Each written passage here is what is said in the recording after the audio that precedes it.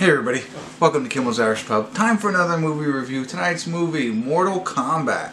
The remake of that, I guess. You know what, I can't remember if I saw any of the other ones. I know there's been cartoon versions. I know there's been a TV series. There's probably movies. Here's what I know. Mortal Kombat was a video game from the 90s that was in arcades. I know there's a bunch of people who just said, what is an arcade? Well, when I was growing up, arcades were like the mecca for kids. You'd go in there, they had lines and lines and lines of video games. Mine was called Spaceport. Pottsville, the Pottsville Mall, right? And it was Spaceport. And for me, it felt like it went on forever. You know, there's games and games and games, games and games, games down the middle. It was crazy.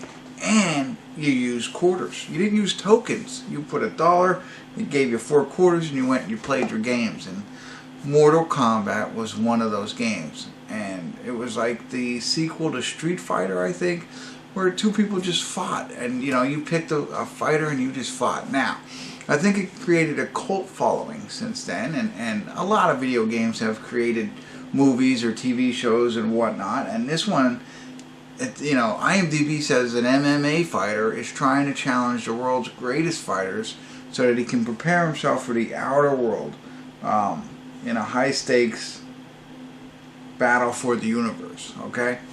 I don't know. You know, I just remember the game. I didn't follow this. I don't know all of the characters, and I know a lot of people out there. So this is coming from a guy who has played the game but hasn't religiously followed the characters or all that kind of stuff. But I am excited to see this. 6.7 on IMDb. 14,000 people have rated it so far. So that's a lot of people. So there's not probably a lot of people watching me right now. You've already made your decision. And I think if you grew up in the 90s, you're probably going to watch this movie anyway, no matter what I say. But hey, I'm still going to get into it here. Give you a better idea of what it's about. And let you know what I think about it. Actors-wise, I didn't see any names in it that I knew. It's funny, real quick, one more thing. I was asking my wife which movie I should watch tonight, because this just got released. And she mentioned how, when she was a kid, they rented the video game from Blockbuster. Right? And I know a lot of you just said, what's a Blockbuster? So, yeah, this is a long time coming. I'm excited about it. Again, don't know too much, but let me get into it and see if it's entertaining for somebody like me and maybe somebody like you. Stick around.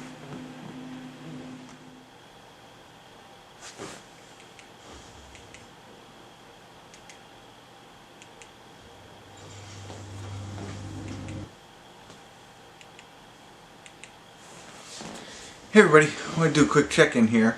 We're at the 50-minute, 17-second mark. Sorry, I had to play with it a little bit because on HBO Max, it doesn't show you where you're paused at, so I had to rewind, which is great. Let me start right there. I love that I'm watching this on HBO Max and that you get the at-home experience when it comes out in the theater.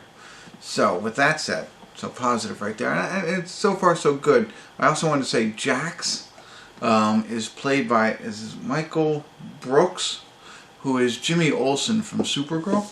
And wow, what a body transformation this guy went through.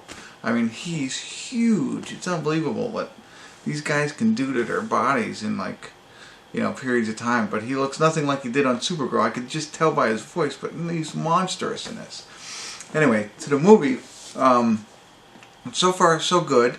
A lot more backstory than fighting, I would say, which is okay. And when they do fight, it's pretty cool. It's a lot of, and yeah, you come to expect that. The choreographing of fights is top notch. I think that's part of the fun. But I was kind of expecting that. The other things is how they bring in characters. You know, kind of like the game. The different things that they're doing is like really paying homage to the game. So I think that is really cool. Now, again, I don't know about all of the other backstories behind all of this and the characters themselves, but I think it's pretty good. And one kind of gripe I'd say, I don't know.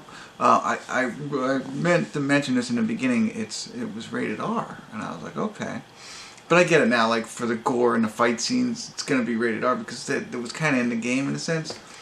But the language, you know, I think they're over the top on some of the language, especially with kids around. That's not kids around here, but in the movie. Other than that, I mean, I get it. I mean, it's an R-rated movie. Take advantage of it, right? But that's just, you know, that's the only thing. If there's kids who wanted to watch it, you don't want them to hear that. They might, whatever.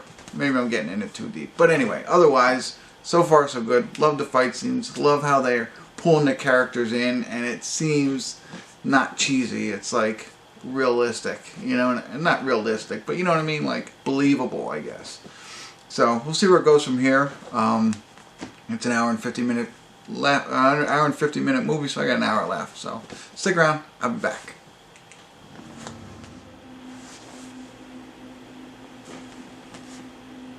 Hey everybody, we're at the credits of Mortal Kombat.